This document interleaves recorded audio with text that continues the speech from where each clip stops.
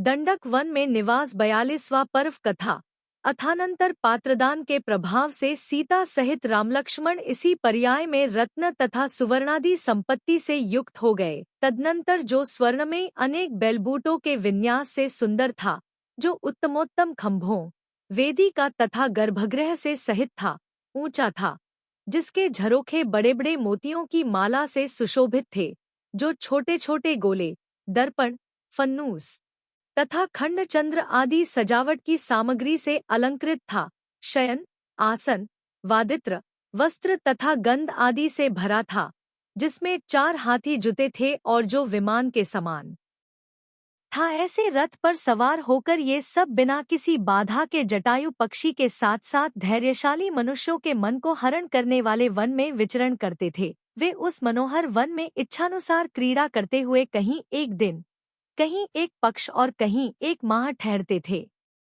हम यहाँ निवास करेंगे, यहाँ ठहरेंगे, इस प्रकार कहते हुए वे किसी बड़े बैल की नई घास खाने की इच्छा के समान वन में सुखपूर्वक विचरण करते बड़े बड़े निर्झरों से गंभीर थे तथा जिनमें ऊंचे ऊंचे वृक्ष लग रहे थे, ऐसे कितने ही ऊंचे नीचे प्रदेशों को पार कर वे धीरे धीरे जा रहे थे। सिंहों के समान निर्भय हो स्वेच्छा से घूमते हुए वे भीरू मनुष्यों को भय देने वाले दंडक वन के उस मध्य भाग में प्रविष्ट हुए, जहाँ हिमगिरी के समान विचित्र पर्वत थे तथा मोतियों के हार के समान सुंदर निर्झर और नदियाँ स्थित थीं, जहाँ का वन पीपल, इमली, बैरी, बहेड़े, शिरीष, केले, राल, अक्षरोट, देवदारू, धौ, कदम्ब, तिलक, लोध, अशोक, नील और लाल रंग को धारण करने वाले जामुन, गुलाब, आम, अमवाड़ा, चंपा, कनेर, सागौन, ताल, प्रियंगो, सप्तपर्ण, तमाल, नागकेशर, नंदी, कौहा, बकौली, चंदन, नीप, भोजपत्र, हिंगुलक, बरगद, सफेद तथा काला अगुरु, कुंद, रंभा, इंगुआ, पद्मक, मुचकुंद, कुटिल, पारिजातक, दोपहरिया, केतकी, महुआ, खैर, मैनार, खदिर, नीम, खजूर, छत्रक, नारंगी, बिजौरे, अनार, असन, नारियल, कथा, रसोंद, आंवला, शमी, हरड़, कचनार, करंज, कुष्ठ, कालिय, उत्कच, अजमोद, कंकोलदाल, चीनी, लौंग, मिर्च, चमेली, चव्या, आंवला, कृषक, अतिमुक्तक, सुपारी, पान, इलायची, लाल चंदन, बेंत, श्यामलता, मेढासिंगी, हरिद्र, पलाश, तेंदू, बेल, चिरोल, मेथी, चंदन, अर्डूक, सेन्म, बीजसार, इनसे तथा इनके सिवाय अन्य वृक्षों से सुशोभित था। उस वन के लंबे चौड़े प्रदेश स्वयं उत्पन्न हुए अनेक प्रकार के धान्यों तथा रसीले पौंडों और ईखों से व्याप्त थे। नाना प्रकार की लताओं से युक्त विविध वृक्षों के समूह से वह वन ठीक दूसरे नंदनवन के समान सुशोभित हो रहा था। मंद मंद वायु से हिलते हुए अत्यंत कोमल किसलियों से वह अटवी ऐसी जान पड़ती थी मानो राम आदि के आगमन से उत्पन्न हर्ष से नृत्य ही कर रही हो। वायु के द्वारा हरण की हुई पराग से वह अटवी ऊपर उठी हुई सी जान पड़ती थी और उत्तम गंध को धारण करने वाली वायु मानो उसका आलिंगन कर रही थी। वह भ्रमरों की झंकार से ऐसी जान पड़ती थी मानो मनोहर गान ही गा रही हो और पहाड़ी निर्झरों के उड़ते हुए जल कणों से ऐसे विदित होती थी मानो शुक्ल एवं सुंदर हास्य ही कर रही हो। चकोर, भेरुंड, हंस, सारस, कोकिला, मयूर, बाज, कुरर, तोता, उलूक, मैना, कबूतर, भृंगराज तथा भारद्वाज आदि पक्षी मनोहर शब्द करते हुए उस अटवी में क्रीड़ा करते थे। पक्षियों के उस मधुर कोलाहल से वह वन ऐसा जान पड़ता था मानो प्राप्त कार्य में निपुण होने से संभ्रम के साथ सबका स्वागत ही कर रहा हो। 29 कलरव करते हुए पक्षी कोमल वाणी से मानो यही कह रहे थे कि हे साध्वी राजपुत्री, तुम कहाँ से आ रही हो और कहाँ आई हो। सफेद, नीले तथा लाल कमलों से व्याप्त अतिशय निर्मल सरोवरों से वह वन ऐसा जान पड़ता था मानो कुतूहलवश देखने के लिए उद्यत ही हुआ हो। फलों के भार से झुके हुए अग्रभागों से वह वन ऐसा जान पड़ता था मानो बड़े आदर से राम आदि को नमस्कार ही कर रहा हो, और सुगंधित वायु से ऐसा सुशोभित होता था मानो आनंद के श्वासोच्छ्वास ही छोड़ रहा हो। तदनंतर सौमनस वन के समान सुंदर वन को देख देख कर राम ने विकसित कमल के समान खिले हुए नेत्रों को धारण करने वाली सीता से कहा कि हे प्रिये, इधर देखो, ये वृक्ष लताओं तथा निकटवर्ती गुल्मों और झाड़ियों से ऐसे जान पड़ते हैं मानो कुटुंब सहित ही हों। वकुल वृक्ष के वक्षस्थल से लिपटी हुई इस प्रियंगु लता को देखो, यह ऐसी जान पड़ती है मानो पति के वक्षस्थल से लिपटी प्रेम भरी सुंदरी ही हो। यह माधवी लता हिलते हुए पल्लव से मानो सौहार्द के कारण ही आम का स्पर्श कर रही है। हे सीते, जिसके नेत्र मद से आलस हैं, हस्तिनी जिसे प्रेरणा दे रही है और जिसने कलिकाओं के समूह को भ्रमरों से रहित कर दिया है, ऐसा यह हाथी कमल वन में प्रवेश कर रहा है, जो अत्यधिक गर्व को धारण कर रहा है, जो लीला से सहित है तथा जिसके खुरों के अग्रभाग सुशोभित है। ऐसा यह अत्यंत नील भैंसा वज्र के समान सींग के द्वारा वामी के उच्च शिखर को भेद रहा है। इधर देखो, इस सांप के शरीर का बहुत कुछ भाग बिल से बाहर निकल आया था, फिर भी यह सामने इंद्रनील मणि के समान नीलवर्ण वाले मयूर को देखकर भयभीत हो फिर से उसी बिल में प्रवेश कर रहा है। हे सिंह के समान नेत्रों को धारण करने वाली तथा फैलती हुई कांति से युक्त प्रिय, इस मनोहर पर्वत पर गुहा के अग्रभाग में स्थित सिंह की उदात्त चेष्टा को देखो, जो इतना दृढ़ चित्त है कि रथ का शब्द सुनकर क्षण भर के लिए निद्रा छोड़ता है और कटाक्ष से उसकी ओर देखकर तथा धीरे से जमुहाई लेकर फिर भी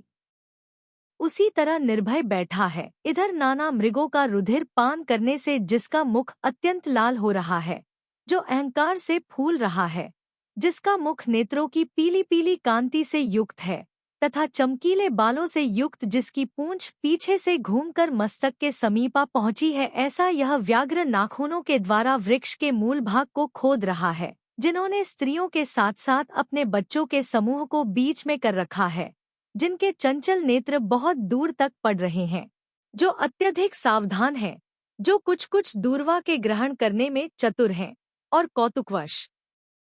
जिनके नेत्र अत्यंत विशाल हो गए हैं, ऐसे ये हरिण समीप में आकर तुम्हें देख रहे हैं। हे सुंदरी, धीरे धीरे जाते हुए उस वराह को देखो, जिसकी दांढ़ों में मोथा लग रहा है, जिसका बल अत्यंत उन्नत है, जिसने अभी हाल नई कीचड़ अपने शरीर में लगा रखी है तथा जिसकी नाक बहुत लंबी है। हे सुलोचने, प्रयत्न के बिना ही जिसका शरीर नाना प्रकार के वर्गों से चित्रित हो रहा है, ऐसा यह चीता इस तृण बहुल वन के एक देश में अपने बच्चों के साथ अत्यधिक क्रीड़ा कर रहा है। इधर जिसके पंख जल्दी घूम रहे हैं, ऐसा यह तरुण बाज पक्षी दूर से ही सब ओर देखकर सोते हुए शरभ के मुख से बड़ी शीघ्रता के साथ मांस को छीन रहा है। इधर जिसका मस्तक कमल जैसी आवर्त से सुशोभित है, जो कुछ कुछ हिलती हुई ऊंची कांदौर को धारण कर रहा है, जो विशाल शब्द कर रहा है तथा जो उत्तम विभ्रम से सहित है, ऐसा यह बैल सुशोभित हो रहा है। कहीं तो यह वन तमोतम सघन वृक्षों से युक्त है, कहीं छोटे छोटे अनेक प्रकार के तृणों से व्याप्त है, कहीं निर्भय मृगों के बड़े बड़े झुंडों से सहित है, कहीं अत्यंत भयभीत कृष्ण मृगों के लिए सघन झाड़ियों से युक्त है, कहीं अतिशय मदोन्मत्त हाथियों के द्वारा गिराए हुए वृक्षों से सहित है, कहीं नवीन वृक्षों के समूह से युक्त है, कहीं भ्रमर समूह की मनोहारी झंकार से सुंदर है, कहीं अत्यंत तीक्ष्ण शब्दों से भरा हुआ है, कहीं प्राणी भय से इधर उधर घूम रहे हैं, कहीं निश्चिंत बैठे हैं, कहीं गुफाएं जल से रहित है, कहीं गुफाओं से जल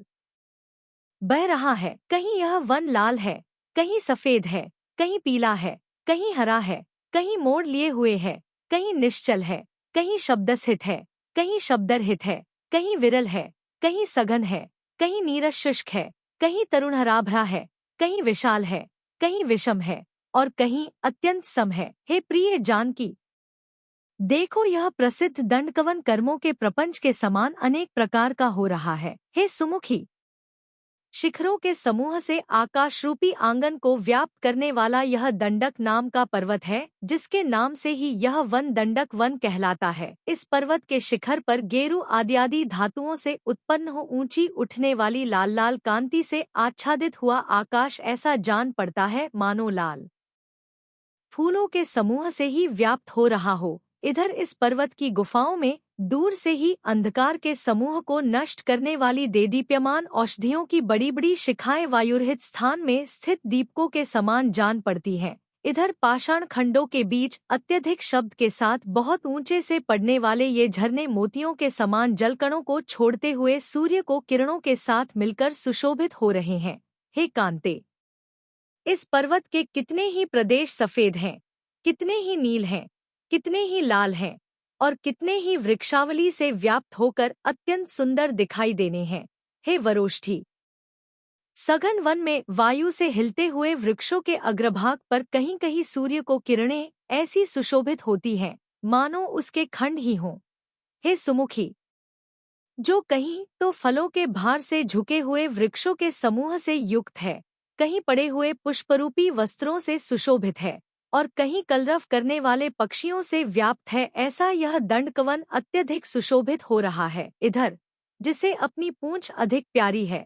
जिसके वल्लभ पीछे पीछे दौड़े चले आ रहे हैं, जो चंद्रमा के समान सफेद कांति का धारक है और जो अपने बच्चों पर चंचल दृष्टि डाल रहा है, ऐसा यह चमरी मृगों का समूह दुष्ट जीवों के द्वारा उपद्रुत होने पर भी अपनी मंदकती को नहीं छोड़ रहा है तथा बाल टूट जाने के भय से कठोर एवं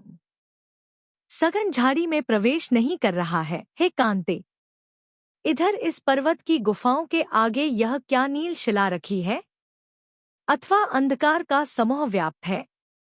इधर यह वृक्षों के मध्य में आकाश स्थित है अथवा स्फटिकमणि की शिला विद्यमान है और इधर यह काली चट्टान है या कोई बड़ा हाथी गाढ़ निद्रा का सेवन कर रहा है। इस तरह अत्यंत सादृश्य के कारण इस पर्वत के भूभागों पर चलना कठिन जान पड़ता है। हे प्रिये,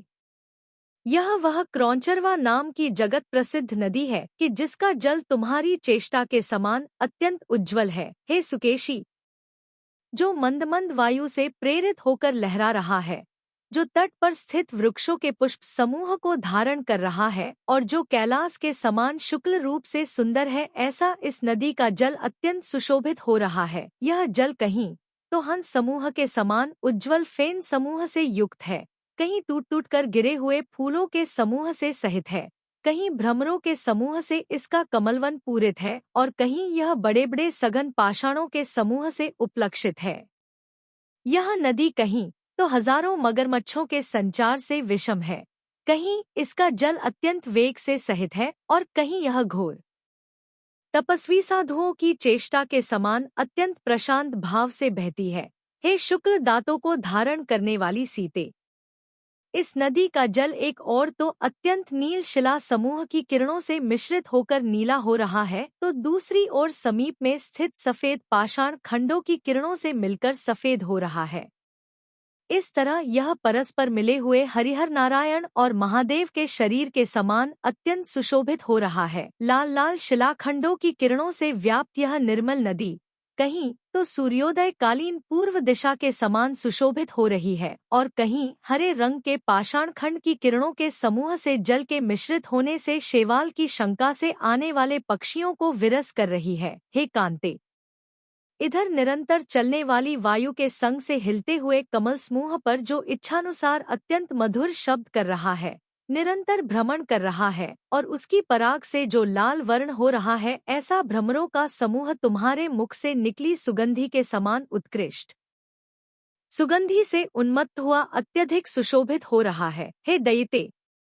जो अतिशय स्वच्छ है तथा बहाव छोड़कर पाताल तक भरा है, ऐसा इस नदी का जल कहीं तो तुम्हारे मन के समान परम गांभीर्य को धारण कर रहा है और कहीं भ्रमरों से व्याप्त तथा कुछ कुछ हिलते हुए नील कमलों से उत्तम स्त्री के देखने से समुत्पन्न नेत्रों की शोभा धारण कर रहा है। इधर कहीं जो नाना प्रकार के कमल वनों में विचरण कर रहा है, प्रेम से युक्त है, उच्च शब्द कर रहा है और 3 मत से विवश हो जो परस्पर कलह कर रहा है, ऐसा पक्षियों का समूह सुशोभित हो रहा है। मेघरहित आकाश में विद्यमान चंद्रमा के समान उज्ज्वल मुख को धारण करने वाली है प्रिय। इधर जिस पर स्त्रियों सहित क्रीड़ा करने वाले पक्षियों के समूह ने अपने चरण चिन्ह बना रखे हैं, ऐसा इस नदी का यह बालुमय तट तुम्हारे नितंब स्थल की सदृशता धारण कर रहा है। जिस प्रकार अनेक उत्तम विलासोन्हाव भावरूप चेष्टाओं से सहित तरंग के समान उत्तम भौहों से युक्त एवं उत्तम शील को धारण करने वाली सुभद्रा सुंदर एवं विस्तृत गुणसमूह से युक्त शुभ चेष्टाओं के धारक तथा संसार में सर्वसुंदर भरत चक्रवर्ती को प्राप्त हुई थी, उसी प्रकार अनेक विलासों पक्षियों के संचार से युक्त जल को धारण करने वाली भौहों के समान उत्तम तरंगों से युक्त अतिशय मनोहर यह नदी अत्यंत सुंदर तथा विस्तृत गुणसमूह से सहित शुभ चेष्टा से युक्त एवं जगत सुंदर लवण समुद्र को प्राप्त हुई है। हे प्रिय, जो फल और फूलों से अलंकृत हैं, नाना प्रकार के पक्षियों से व्याप्त हैं, निरंतर हैं तथा जल से भरे मेघसमूह के समान जान पड़ते हैं, ऐसे ये किनारे के वृक्ष हम दोनों को प्रीति उत्पन्न करने के लिए ही मानो इस नदी कूल में प्राप्त हुए हैं। इस प्रकार जब राम ने अत्यंत विचित्र शब्द तथा अर्थ से सहित वचन कहे तब हर्षित होती हुई सीता ने आदरपूर्वक कहा कि हे प्रियतम, यह नदी विमल जल से भरी है, लहरों से रमणीय है, हंसादी पक्षियों के समूह इसमें इच्छानुसार क्रीड़ा कर रहे हैं और आपका मन भी इसमें लग रहा है, तो इसके जल में हम लोग भी क्यों नहीं क्षण भर क्रीड़ा करें। तदनंतर छोटे भाई लक्ष्मण के साथ साथ राम ने सीता के वचनों का समर्थन किया और सब रथरूपी घर से उतरकर मनोहर भूमि पर आए। 75 सर्वप्रथम लक्ष्मण ने नवीन पकड़े हुए हाथी को जंगली मार्गों के बीच चलने से उत्पन्न हुई थकावट को दूर करने वाला स्नान कराया।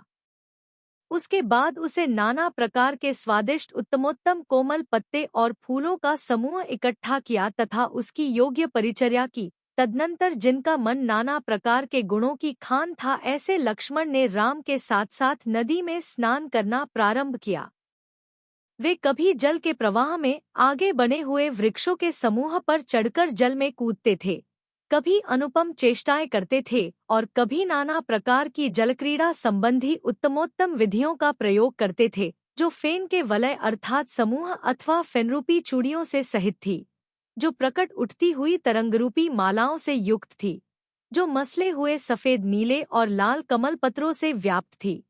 जिसमें मधुर शब्द उत्पन्न हो रहा था और जो एकांत समागम से सेवित थी। ऐसी वह नदी रूपी स्त्री ऐसी जान पड़ती थी मानो रघुकुल के चंद्र रामचंद्र के साथ उपभोग ही कर रही हो। रामचंद्र जी पानी में गोता हद दूर लंबे जाकर कमल वन में छिप गए। तदनंतर पता चलने पर शीघ्र ही सीता उनके पास जाकर क्रीड़ा करने लगी। पहले जो हंसादी पक्षी अपनी स्त्रियों के साथ जल में क्रीड़ा कर रहे थे और कमलों के वन में विचरण करने से उत्पन्न पराग से जिनके पंख सुशोभित हो रहे थे, वे अब शीघ्र ही किनारों पर आकर नाना प्रकार के मधुर शब्द करने लगे तथा नाना कार्यों की आसक्ति छोड़कर तथा मन को विषयांतर से रहित कर रामलक्ष्मण सीता की श्रेष्ठ जलक्रीड़ा देखने लगे। सो ठीक ही है, क्योंकि ये तिर्यंच भी कोमल चित्त के धारक मनुष्यों की मनोहर चेष्टा को समझते हैं, जानते हैं। तदनंतर राम ने सीता के साथ साथ उत्तम गीत गाते हुए हथेलियों के आघात से जल का बाजा बजाया। उस जलवाद्य का शब्द मृदंग के शब्द से भी अधिक मधुर, सुंदर और विचित्र था। उस समय राम का चित्त जलक्रीड़ा में आसक्त था तथा वे स्वयं नाना प्रकार की उत्तम चतुर चेष्टाओं के करने में तत्पर थे। भाई के स्नेह से भरे एवं समुद्रघोष धनुष से सहित लक्ष्मण उनके चारों ओर चक्कर लगा रहे थे। यद्यपि लक्ष्मण अत्यंत वेग से युक्त थे, तो भी उस समय वेग को दूर कर सुंदर चाल के चलने में तत्पर थे। इस प्रकार उज्ज्वल लीला को धारण करने वाले राम भाई और स्त्री के साथ तट पर स्थित मृगों को हर्ष उपजाने वाली जलक्रीड़ा इच्छानुसार कर गजराज के समान किनारे पर आने के लिए उद्यत हुए। 84 स्नान के बाद वन में उत्पन्न हुई अतिशय श्रेष्ठ वस्तुओं के द्वारा शरीर वृत्ति अर्थात भोजन कर वे अनेक प्रकार की कथाएं करते हुए जहां लताओं के मंडप से सूर्य का संचार रुक गया था, ऐसे दंडक वन में देवों के समान आनंद से बैठ गए। तदनंतर जटायु के मस्तक पर हाथ रखे हुई सीता जिनके पास बैठी थी, ऐसे राम निश्चिंत चित्त हो इस प्रकार बोले कि हे भाई, यहाँ स्वादिष्ट फलों से युक्त नाना प्रकार के वृक्ष हैं, स्वच्छ जल से भरी नदियां हैं और लताओं से निर्मित नाना मंडप हैं। यह दंडक नाम का महापर्वत अनेक रत्नों से परिपूर्ण तथा उत्तम क्रीड़ा के योग्य नाना प्रदेशों से युक्त है। हम लोग इस पर्वत के समीप अत्यंत मनोहर नगर बनाएं और वन में उत्पन्न हुई पोषण करने वाली अनेक भैंसें रख लें। जहाँ दूसरों का आना कठिन है, ऐसे इस अत्यंत सुंदर वन में हम लोग देश बसाएं, क्योंकि यहाँ मुझे बड़ा संतोष हो रहा है। जिनका चित्त हम लोगों में लग रहा है और जो निरंतर शोक के वशीभूत रहती है, ऐसी अपनी माताओं को अपना हित करने वाले समस्त परिकर एवं परिवार के साथ जाओ, शीघ्र ही ले आओ, अथवा नहीं ठहरो, यह ठीक नहीं है। इसमें मेरा मन शुद्धता को प्राप्त नहीं हो रहा है। ऋतु आने पर मैं स्वयं जाऊंगा। तुम सीता के प्रति सावधान रहकर यत्न सहित यहीं ठहरना। तदनंतर राम की पहली बात सुनकर लक्ष्मण बड़ी नम्रता से जाने लगे थे, पर दूसरी बात सुनकर रुक गए। उसी समय जिनका चित्त प्रेम से आर्द्र हो रहा था, ऐसे राम ने पुनः कहा कि देदीप्यमान सूर्य से दारुण यह ग्रीष्मकाल तो व्यतीत हुआ, अब यह अत्यंत भयंकर वर्षाकाल उपस्थित हुआ है, जो क्षोभ को प्राप्त हुए समुद्र के समान गर्जना कर रहे हैं तथा जो चलते फिरते अंजनगिरी के समान जान पड़ते हैं, ऐसे बिजली से युक्त ये मेघ दिशाओं को अंधकार से युक्त कर रहे हैं। जिस प्रकार जिनेंद्र भगवान के जन्म के समय देव रत्नराशि की वर्षा करते हैं, उसी प्रकार मेघों का शरीर धारण करने वाले देव निरंतर रूप से आकाश को आच्छादित कर जल छोड़ रहे हैं, पानी बरसा रहे हैं, जो स्वयं महान है, अत्यधिक गर्जना करने वाले हैं, जो अपनी मोटी धाराओं से पर्वतों को और भी अधिक उन्नत कर रहे हैं, जो आकाशांगण में निरंतर विचरण कर रहे हैं तथा जिनमें बिजली चमक रही है, ऐसे ये मेघ अत्यधिक सुशोभित हो रहे हैं। वेगशाली वायु के द्वारा प्रेरित ये कितने ही सफेद मेघ असंयमी मनुष्यों के तरुण हृदयों के समान इधर उधर घूम रहे हैं। जिस प्रकार विशेषता का निश्चय नहीं करने वाला धनाढ्य मनुष्य कुपात्र के लिए धन देता है, उस प्रकार यह मेघ धान्य की भूमि छोड़कर पर्वत पर पानी बरसा रहा है। इस समय बड़े वेग से नदियां बहने लगी हैं। अत्यधिक कीचड़ से युक्त हो जाने के कारण पृथ्वी पर विहार करना दुर्भर हो गया है और जल के संबंध से शीतल तीक्ष्ण वायु चलने लगी है। इसलिए हे भद्र, तुम्हारा जाना ठीक नहीं है। इस प्रकार राम के कहने पर लक्ष्मण बोले कि आप स्वामी हो, जैसा कहते हो वैसा ही मैं करता हूँ। इस तरह अपने सुंदर निवास स्थल में वे नाना प्रकार को स्नेहपूर्ण कथाएं करते हुए सूर्य के परिचय से रहित वर्षाकाल तक सुख से रहे। इस प्रकार आर्ष नाम से प्रसिद्ध रविशेणाचार्य द्वारा कथित पद्मचरित में दंडक वन में निवास का वर्णन करने वाला 42वां पर्व समाप्त हुआ।